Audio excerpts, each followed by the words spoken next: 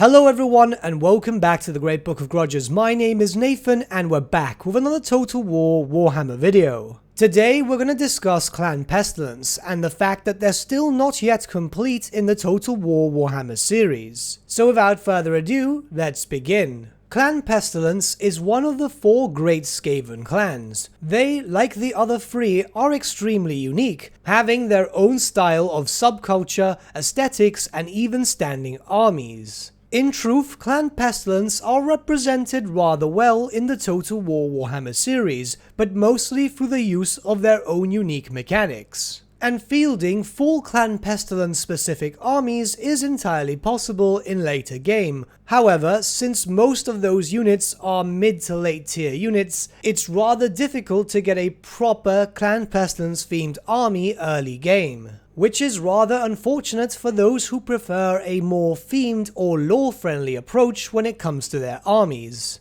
There are indeed a decent number of units which are Clan Pestilens specific that have not yet been implemented into the Total War Warhammer series. These were found in the 6th edition supplement known as Lustria for Warhammer Fantasy Battles. Bear in mind, a large majority of this army list is pretty much just reskins. You would get the old minis and paint them in a specific way. They have had no official models, but Creative Assembly can interpret a few lines of lore here and there, as they have so in the past, to bring these characters and units to life. As we discuss these units and characters, I will be using generic Skaven imagery to represent them, as obviously since they don't have any official models, and sometimes various kitbash imagery online is rather low quality. But with that being said, let's jump right in. First, we'll look at the Lord section. We have 2 options, with the first being the Plaguelord.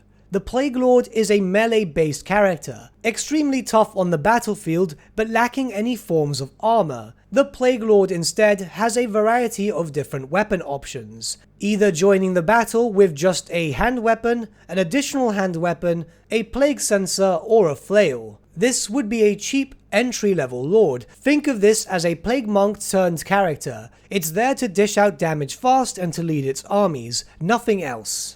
And now we move on to the Plaguepontifex. This is a spellcaster entry-level lord, not as powerful or competent at the winds of magic as the Graciers, but still powerful enough to make a difference. The Plaguepontifex only knows spells from the lore of Plague, but can come with a variety of different weapons, such as additional hand weapons, a flail, or a plague sensor. What makes this character so different from a Gracier is that once again, being from Clan Pestilens, the Plaguepontifex is naturally very tough. It also has its own unique mount, known as the Cauldron of 1,000 Poxes. By all means, the cauldron itself works almost identically to the Skaven Screaming Bell. However, instead of ringing the bell, the cauldron allows the rider to naturally cast the spell known as Plague. It is important to note that yes, Clan Pestilens already has access to the Plague Furnace. However, the Cauldron is rather different. The Plague Furnace itself is more used in melee, whereas the Cauldron is used as a unit buffer and also a spellcasting conduit. Next, we'll move on to the heroes. Here we have the Festering Chanter. The Festering Chanter is supposed to be a battle standard bearer type of hero for the Skaven of Clan Pestilens. It is also an entry-level type of wizard, very similar to the Plague Priest. So unfortunately, something like this might not be implemented due to the fact that, battle standard bearers do not exist in the Total War Warhammer universe. Instead, it could be repurposed to be some sort of unit buffer, but that's really all it could be able to do. Next, we'll move on to the Striking Thing. The Striking Thing is a minor leader of Clan Pestilens, which has yet to attain the rank of Plague Priest. It is a basic close combat hero, and rather interestingly enough, this is one of the very few Clan Pestilens units or heroes which could use light armor or heavy armor. In terms of weaponry too, the Striking Thing could use a hand weapon, an additional hand weapon, a halberd, or a great weapon. Halberds and great weapons weren't commonly seen throughout the ranks of Clan Pestilens. As said before, this is a basic melee type of hero, but right now we do need one for the Skaven because we don't have a generic fighter, barring the assassin of course, but even then that's more of a specialist role. And now we'll move on to the core unit section. First we have the rotten rodents.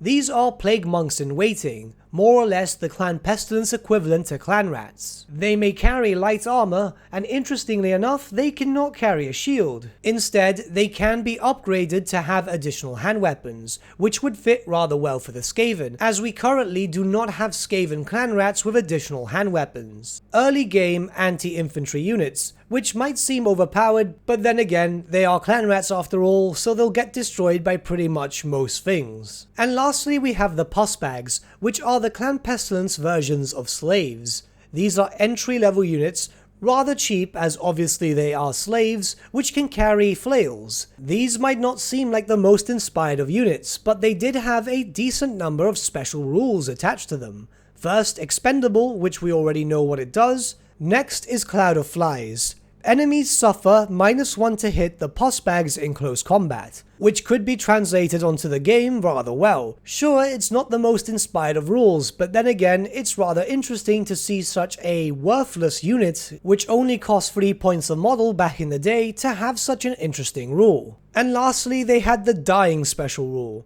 Lose d6 models at the end of each Skaven movement phase.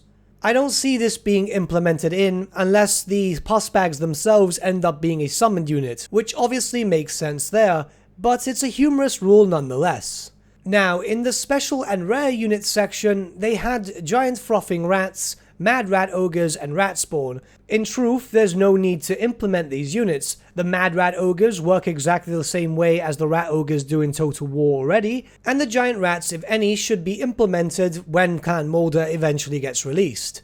Rat swarms would also be nice, however, they are a Clan Molder unit first and foremost, and secondly, we haven't seen spawn units being implemented other than in the form of spells and special abilities, which is a tad disappointing, but I understand it, it's a lot of animation work. Now, you'd think we'd be done, but we do have another possible legendary character. Yes, another legendary lord, Nurglich, the Arch Plaguelord of Clan Pestilens. This is an actual council member of the Council of 13, and we will cover his lore and background in its own dedicated lore video. The reason why I'm not creating this as a missing character video either is because there are a lot of famous Skaven characters that deserve to be added in before Nurglich ever does, and it's very unlikely as it makes no sense to have two legendary lords for one specific clan. But with that being said, Nurglich is the true ruler of Clan Pestilens, not Skrolk, a spellcaster melee lord hybrid which is extremely tough on the battlefield and very decent at dishing out damage. Nurglich rides into battle on a giant mutated pox rat, simply called Pox, and is always accompanied into battle by his attendant Bilius, both of which used to take a Lord and Hero slot in the Warhammer tabletop, so it could be that Bilius could be turned into a special hero character. In terms of special items, Nurglich carried the Blade of Nurglich, which did extra damage and ignored armor saves, and the Bubonic Scepter. The Bubonic Scepter itself was used to pick an enemy within 18 inches of Nurglich's line of sight, and potentially do damage to every model within that unit. Very similar to the Skaven spell Plague. However, since Plague does act differently in the Total War Warhammer universe, it could be that the Scepter would use Plague as a bound spell. In terms of special rules, Nurglich had a rather few interesting ones. His generic one was that he caused terror, but then we move on to the unique ones. The Passion of the Putrid. Nurglich is always affected by frenzy and hatred. Such is the inspirational effect Nurglich has on his army that they will never lose their frenzy whilst Nurglich is still alive. This could be translated as follows into Total War Warhammer, where Nurglich's own personal army would all be granted frenzy. Sure, that's a bit tough, but then again, it's only one army. Next, we have the Scion of Corruption. The Plaguelord is so favored by his vile god that he has a 5-up ward save. In addition, neither Nurglich nor any unit he joins will ever suffer wounds from spells cast from the Skaven list, except Warp Lightning. Bear in mind that this was back in the day when only one Skaven lore existed. But let's continue, or the lore of Nurgle. Furthermore, they automatically pass the tests for the effects of Plague Sensors. Yeah, this would be extremely overpowered. What I'd say is that any spells from the Lore of Nurgle when it eventually gets released, and any spells from the Lore of Plague would not do as much damage as intended to Nurglich and his own personal army, and the natural ward save comes in as normal. And lastly, we have the Grim Ague. Nurglich carries the Grim Ague, a horrible disease that permeates even the air that he breathes. Any non-clan Pestilens or non-bubonic court unit within 6 inches of Nurglich suffer a -1 to their weapon skill. Furthermore, any such model in base contact with Nurglich at the end of any turn automatically takes a strength 4 hit with no armor saves allowed. This could be a passive buff for the Plaguelord himself, where he would unlock it within 10 to 15 levels or so, and could be translated as follows, where the debuff itself could reduce the weapon strength of enemies nearby and do a minor amount of damage per second. Nothing too potent, but enough to be noticeable. That would force enemy armies to either target him in one way, shape or form, or stay as far away as possible. Unfortunately, that's pretty much all that the Clan Pestilens are actually lacking, and in my personal opinion, it would be nice to have these units available so that players can field proper Clan Pestilens units in a whole lore-friendly army. In truth, there are indeed many mods that do add these units, or at least stylized variants of them, and I've covered them on the channel before, but it would be nice to see them officially implemented. Clan Pestilens is my favorite Skaven clan, so I might be being a bit biased here, but what do you guys think? Do you think that these units should eventually be added in, or there's really no need? Let me know your thoughts in the comments below, and let's start a bit of a discussion. But with that, my friends, we've come to the end of our video. Thank you so much for watching. If you did enjoy the video, might I suggest giving the video a like, or even subscribing to the channel, as it really does help us out.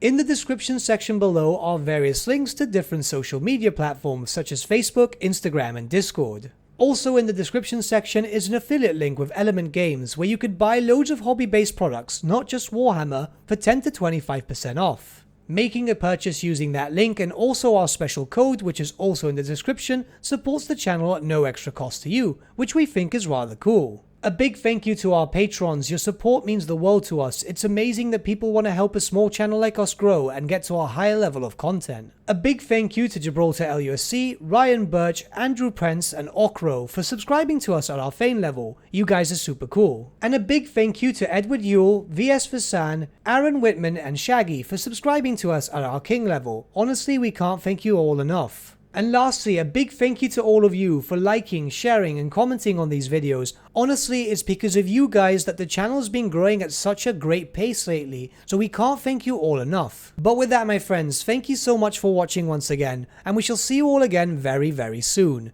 Have a good day.